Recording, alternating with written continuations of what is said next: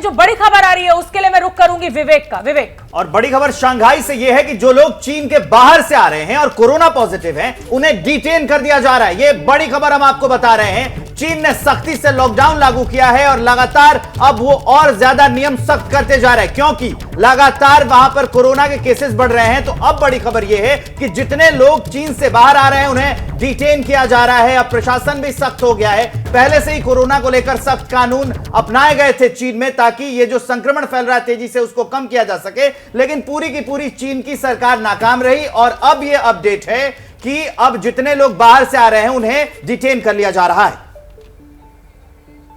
और इस बीच एक और बड़ी खबर, कोरोना से मचे हाहाकार के बीच ग्वांगझू में जिनपिंग के खिलाफ विरोध प्रदर्शन शुरू हो गया है। लोग सड़कों पर उतर आए हैं। जिनपिंग के खिलाफ लगातार नारेबाजी हो रही है। आपको यह भी बता दें कि लोगों ने जिनपिंग कुर्सी छोड़ो के नारे लगाए हैं, यानी राजनीतिक अस्थिरता की तरफ बढ़ता हुआ चीन नजर आ रहा है। जिस तरीके से वहां पर अंदरूनी हालात हो गए हैं, लोगों का जो गुस्सा है, जो उनका आक्रोश है, वो साफ तौर पर सड़कों पर देखा जा रहा है। जिनपिंग कुर्सी छोड़ो के नारे लगाए जा रहे हैं। लोगों में बहुत ज्यादा गुस्सा है जिस तरीके के हालात चीन में बन गए हैं। बिल्कुल अखिलेश, और अगला रुख करूंगी मैं बीजिंग की बात करना भी इस समय बेहद जरूरी है। और बीजिंग के हालात जानने के लिए मैं अपर्णा का रुख करूंगी। अपर्णा, बीजिंग में भी हालात बेहद बुरे। बिल्कुल, देखिए चीन के लगभग हर हिस्से से ये जो तस्वीर सामने निकल कर आ रही है वो बेहद डरावनी है। बीजिंग की बात करें या चीन के दूसरे इलाकों की बात करें तो यहाँ डॉक्टर और हेल्थ वर्कर अब बीजिंग भेजे गए हैं वहां पर हालात को संभालने के लिए, क्योंकि यहाँ पर जितनी भी संख्या में डॉक्टर्स हैं, दूसरे हेल्थ वर्कर्स हैं, वो मरीजों की संख्या के आगे काफी नाकाफी साबित हो रहे हैं। और ऐसे में दूसरे हिस्सों से अब बीजिंग डॉक्टर्स पहुंचाए जा रहे हैं और साथ ही हेल्थ वर्कर्स भी पहुंचाए जा रहे हैं। बड़ी बात यह है शोभना कि चीन में इस समय लगभग तमाम हेल्थ वर्कर्स हैं या डॉक्टर्स हैं, उनकी हालत भी मरीजों से अलग नहीं है, वो भी बीमार हैं। बिल्कुल अपर्णा, और लगातार तस्वीरें हम दिखा रहे हैं। कल हमने भारत की बात कार्यक्रम में भी वो तस्वीरें दिखाई कि जो हेल्थ वर्कर्स हैं, जो डॉक्टर्स हैं, वो खुद कोरोना से जूझ रहे हैं और उस स्थिति में उनको उपचार करना पड़ रहा है। एक एक सांस के लिए वो जिसे कहा जाए कि जंग लड़ रहे हैं। चीन के अस्पतालों में जगह नहीं है। हालात ये है कि कुर्सी पर ही लोगों को बिठाकर ड्रिप लगाने की नौबत पहुंच गई है।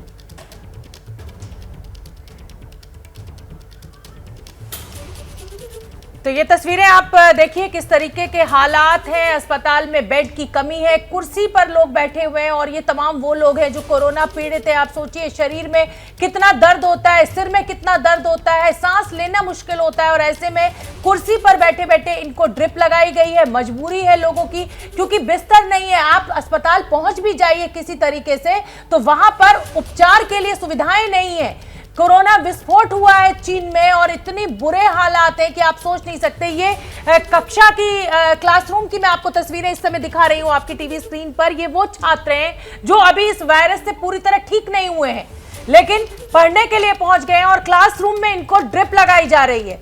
ये कोरोना पीड़ित वो बच्चे हैं जो ठीक हो चुके हैं, लेकिन पूरी तरह से अभी वायरस ने इनके शरीर को नहीं छोड़ा है।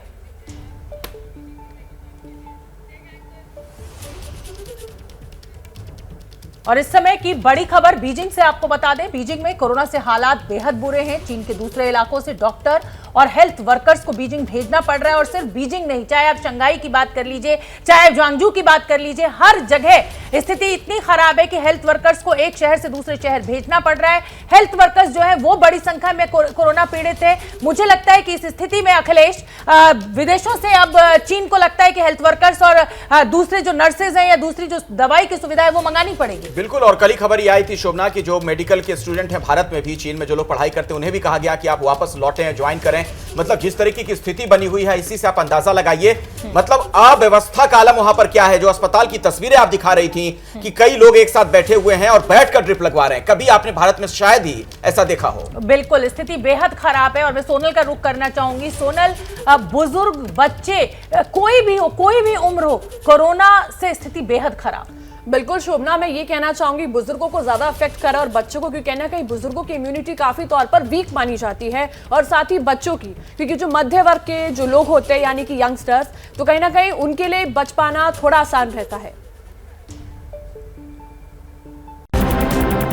शीशे के पास कुर्सी पर ही एक डॉक्टर बच्चे का इलाज कर रहा है। पास में बच्चे की मां घुटनों के बल बैठकर गिड़गिड़ाती नजर आ रही है। आसपास कई और बच्चे भी नजर आ रहे हैं। इन तस्वीरों को देखकर किसी का भी दिल पसीज जाए। तस्वीरें चीन के ग्रामीण स्वास्थ्य सेवा केंद्र की हैं। ये भी बच्चों के एक अस्पताल की तस्वीरें हैं। बच्चों के साथ उनके माता पिता नजर आ रहे हैं। महिला जो पर्ची दिखा रही है उसके मुताबिक इस महिला से पहले 372 बच्चे वेटिंग लाइन में हैं और ये हालत रात में है। तस्वीरें होन्जो सिटी अस्पताल की हैं। चीन के अस्पताल कई तरह की कमियों से जूझ रहे हैं। अस्पतालों में खून की भारी किल्लत है और डिमांड बढ़ गई है। बच्चों के अस्पताल में भी सुविधाएं पटरी से उतरी हैं। बुजुर्गों के बाद सबसे ज्यादा बच्चे ही कोरोना की चपेट में हैं। जैसे ही घड़ी का काटा दोपहर 2:30 पे आए, बबीता जी का दिल सास बहू साजिश के लिए मचल जाए। और ये है इनकी बहू, पूरे दिन ऑफिस की टेंशन हो जाए गॉन जब ये करें अपना फेवरेट शो फ्री टाइम पे ऑन। इनकी तरह आप भी देखें अपना फेवरेट शो अपने टाइम पर और डाउनलोड कीजिए एबीपी लाइव ऐप अपने स्मार्ट टीवी पर।